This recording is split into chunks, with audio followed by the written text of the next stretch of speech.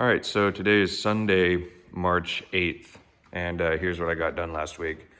I actually filmed and posted a video yesterday, and somebody pointed out that for whatever reason, the second half of it rotated 90 degrees, and my non-video editing policy caused me to just come and refilm it. So anyway, I don't know if anybody noticed, for the last couple of weeks, this wingtip has been removed. It was on at one point, and now it's off.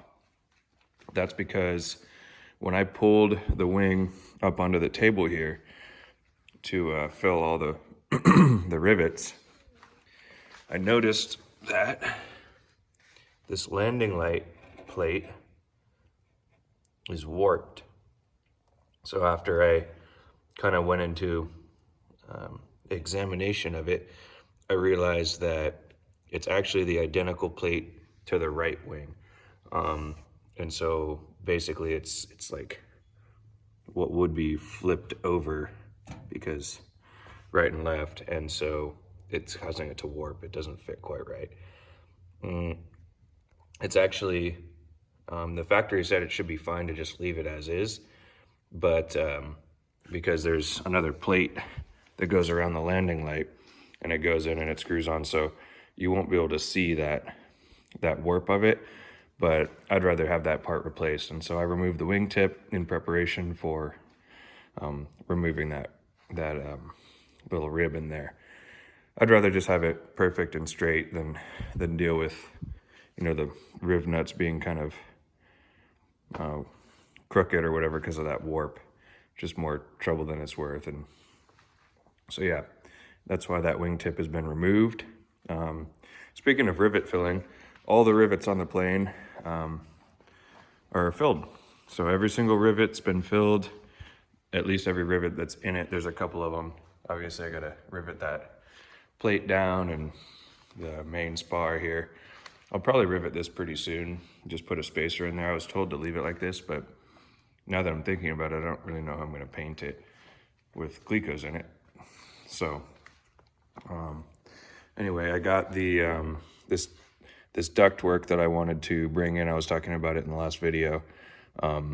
This T-piece was kind of like right here, and it was causing this guy to have a really like complex bend, and this guy was longer than it needed to be. So I just brought this T-piece in a little closer. It straightened this out a bit, reduced that length there, and most importantly, it increased my space in here with which to work.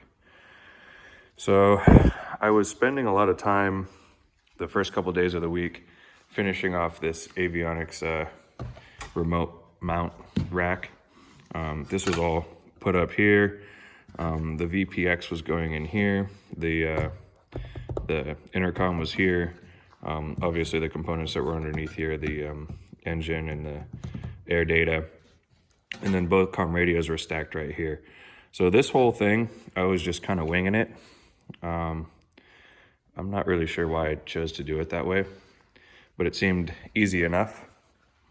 And actually what happened was when I installed it, everything fit perfectly fine, except the second comm radio sat just slightly too high above this rib.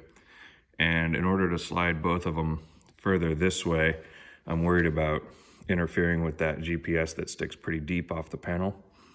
And so it got to the point where now it's time to design it in CAD. So I've got to design the panel itself in CAD anyway, with all the components individually modeled, and then I'll redesign this rack back here. Hopefully I can just work off of what I've got over there, but if not, I was just building that potentially as a mock-up anyway. So yeah, I'll model it out and do it the right way this time. And I do love CAD work, so that should be fun. Another thing I spent a lot of time doing this week was further refining my control for my elevator. I think I've got it really smooth now. It basically kind of what happens is I was able to get this back one really smooth. I just drilled out the rivets, popped out those, let's see if I can get a closer view. Popped out the locking plate on top there, and it rotates really smoothly without the locking plates. And so when you put the locking plate down, it kind of causes it to, you know, get a little bit less smooth. But even still, without this channel installed, it's really smooth. And then, so as you keep adding components, it causes just a slight bit of, you know, repositioning of these ribs, and it causes those to bind. And so, yeah, so as you stack the components, things kind of bind up a little bit more, until it's, you know, now it's not where it was working. So with this installed, I went back through and, like I said, remove those locking plates, and then just very, very, very slightly ground away the inside surface of the locking plate, just so it doesn't clamp it too far down and cause it to be, you know, bound up. And so now it rotates much smoother, and it's still rock solid mounted in there. That was not this shaking, that was this tube that's kind of free floating to the back. So yeah, it's rock solid mounted now, and much smoother. Same thing with the front. I actually drilled out these far plates because I was just thinking about it logically. The inside two are closer, so the likelihood of them being the cause of the bind is lower, although it does exist, of course. When I pulled these plates off, it's just so smooth. And so I did the same thing on these outside locking plates, and now it's much smoother. And basically, the reason that I had gotten it to where I did and I'd had it all riveted is because without the linkage between these two, you know, this one feels really smooth. This feels really smooth. Maybe like, you know, a slight bit of resistance, and you don't really know kind of while you're building it, but now I know there should be no resistance. But anyway, I had that locked down, and then the same thing on the back, it just had the tiniest bit of resistance. And then what happens is when you connect them, those resistances stack and kind of add together. And so then you end up with, you know, an unsmooth control surface. So yeah, through that process, of course, if anybody's out there building, you know, I would recommend clecoing everything together, but building it a couple steps further, because of what I was saying back here. The more pieces you put on, it kind of ever so slightly moves the ribs or moves the components, and all of a sudden now there's that slight bind. And so clecoing it together way further ahead gives you a kind of a better idea of how things will sit at the end. So yeah, it's all good now. So these are still clecoed, but they're ready to be riveted when I get back in, I guess tomorrow now. Another thing I did this week, probably just for fun, is I got all of my wheel spats drilled and placed. The main gear wheel spats are pretty easy to do, as long as you're patient with them. They have this point, which is going to be a hard mounting point no matter what. The center of this, you know, divot has to go into the axle. And so what you do is, off of the plane, you match drill the inside of the outside spat, get them all lined up smooth, and then you put it on the plane using that as a guide, because we know that's got to go there. And so then you just kind of, it won't have a whole lot of play anymore. Once you get that and then connect this, there's only kind of, you know, one opening where it can fit. Get it so it's straight. And then you try to match drill to these holes inside here. And you can see I missed. So I had the pointed bolts coming out through all the riv nuts back there, and kind of tried to press when I had it where I wanted it. And, you know, from aligning it, it was just scratching all over. And so I tried to guess at where it was going.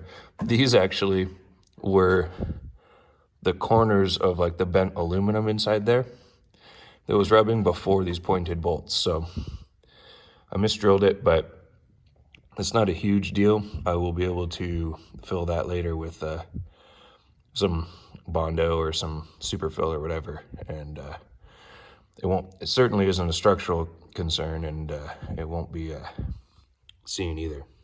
So what I ended up doing on both is you get it kind of where you want it, then by kind of peeling this guy back, so remove these, peel these, but you can get these just by sight pretty easily.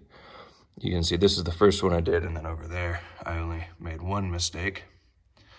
This is probably not the best way to do it, but it's how I did it. Once I got these two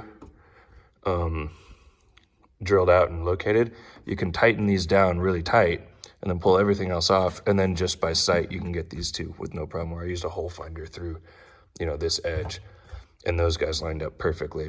And so if I had to do it again, I could probably get it first try, but I guess that's the learning curve. So yeah, I'm not too worried about it. Those little holes will fill and be no problem.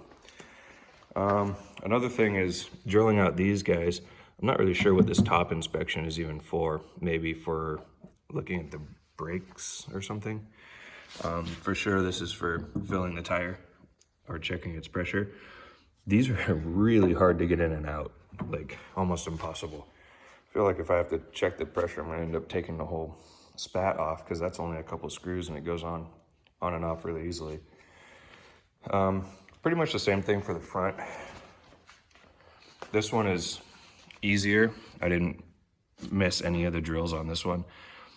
I ended up, for this one, running those pointed bolts like maybe 10 millimeters outside of the riv nut, and it makes it kind of hard to get it on because they're rubbing the whole time. But then once you do have it on, it makes a really clear hole where really clear like dimple on the inside where you need to put the drill. So that was much easier. And this one actually has a lot less play where it can even go, because you can see like the front edge here has to be concentric with the gear tube there. And anyway, yeah, it came together pretty easily. So I didn't really need to do these wheel spats yet, because obviously I could finish the plane and fly it for a while without even needing them. But it is cool to have them done. And so yeah, I think that's pretty much everything I got this week.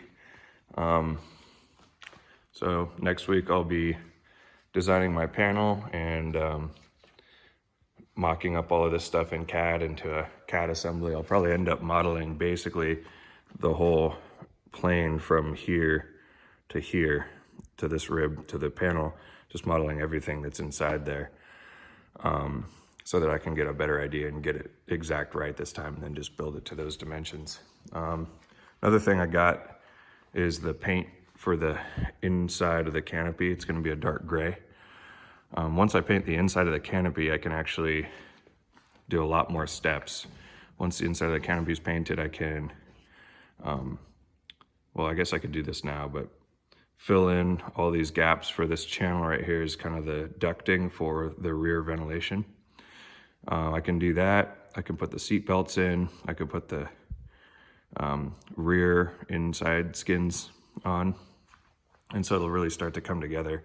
I could install the lights.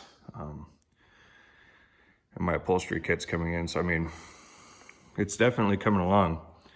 So, yeah, hopefully I can get all that done next week. It's pretty ambitious to hope that I can get this painted and all the inside skins and ducting and all this CAD work done. But at least that'll keep me busy through next week and maybe into the next. And then it's time to pack everything up and move. So have a good weekend. Well, I guess the weekend's pretty much over, but I'll be back to it tomorrow.